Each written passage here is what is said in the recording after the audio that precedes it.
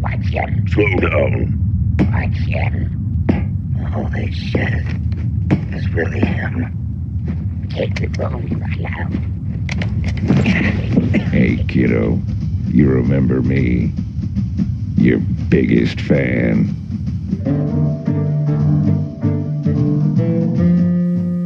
You know, growing up, I wasn't really that big a fan of the Star Fox series. I mean, I thought Fox and Wolf were cool in Smash and stuff, but it just wasn't for me. Even still, I was really blown away by Fox in Space. Am I even gonna need this?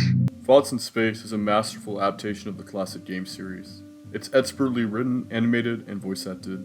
Listen, the kind of people that hang out here aren't exactly fond of Corneria, so I'd suggest not causing a scene if you want to walk out of here alive. Oh, trust me, I'm not gonna lose my cool in a bar full of Venomian mercenaries. Look. No shit. See? I told you he was Star Fox. Oh, for God's sake. What in the My hell? name is Fox McCloud. Star Fox is my team, not my name. For a production with such a small crew, it really is incredible they were able to pull off a project this big.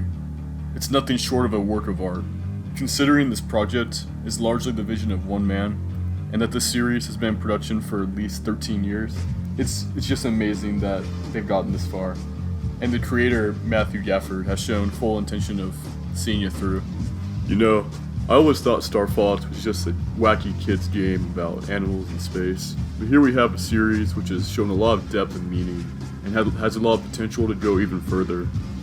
I think the show is really great animation. It just looks really smooth, and I'm not sure what you would call the style, but I think it's really cool. It's kind of grungy, a little retro, but also kind of a little modern. I think the blending of 2D characters and 3D backgrounds really gives the show a special aesthetic.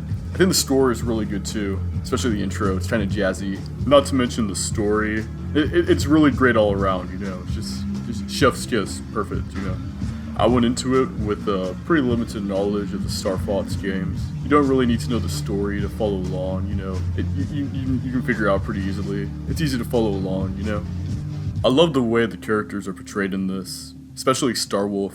It treads the line between genuinely intimidating and kind of goofy. Like he's really a butt to Fox and everyone in general.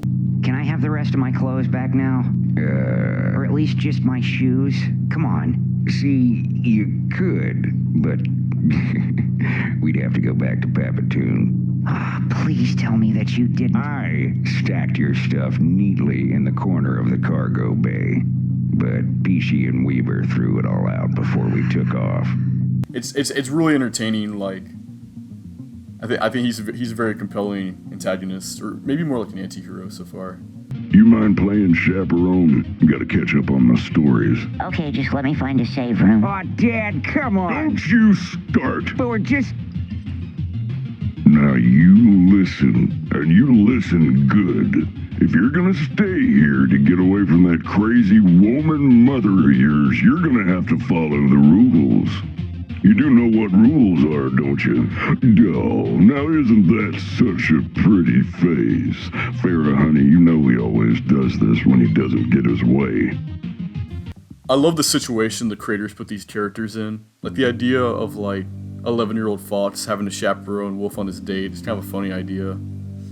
I know it may seem bizarre, but the amount of sheer dedication and the passion that goes into this is nothing short of amazing. I can tell so much love went into this project, and I can't wait to see it progress.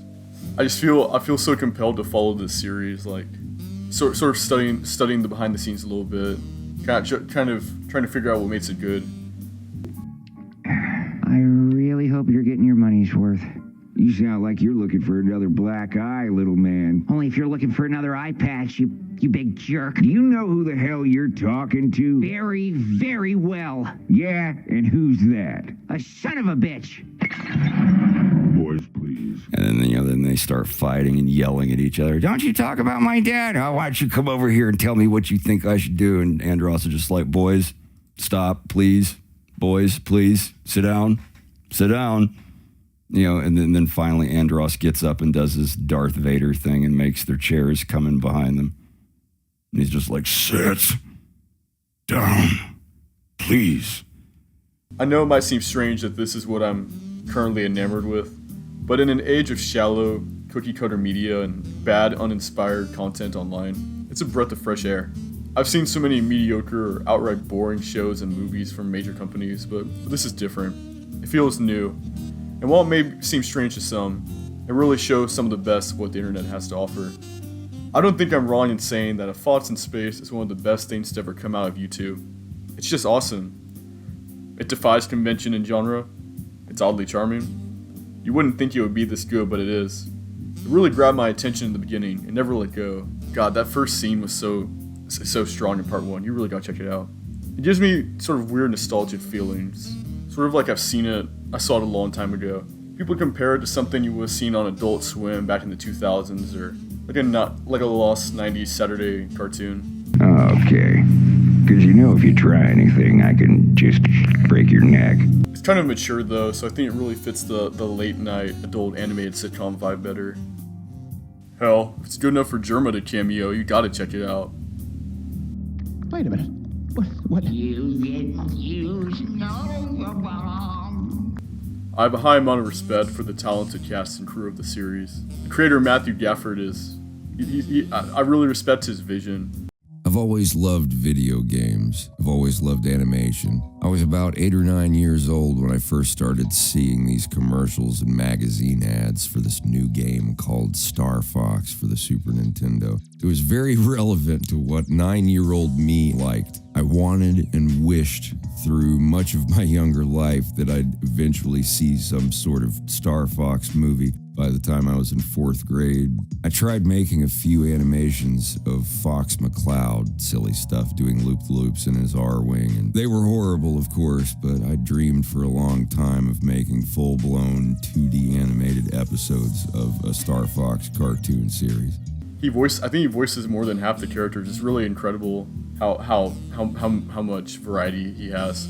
He's also a talented animator and stuff too. He's really cool. He has some other cool talents too.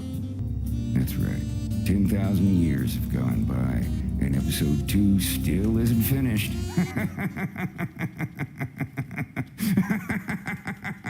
I'm currently working on a passion project of my own, and the determination behind the crew of Thoughts in Space has helped inspire me to keep going. It's a great show. It's weirdly good, but in a really cool way. I know it sounds like I'm simping for this, but this is what the entertainment industry needs. Independent creators making content they love for an audience that adores them. Thank you for watching, and good night. If it wasn't for the people on my Patreon, none of this would have been possible, and I'd likely still be scrubbing toilets at a gas station.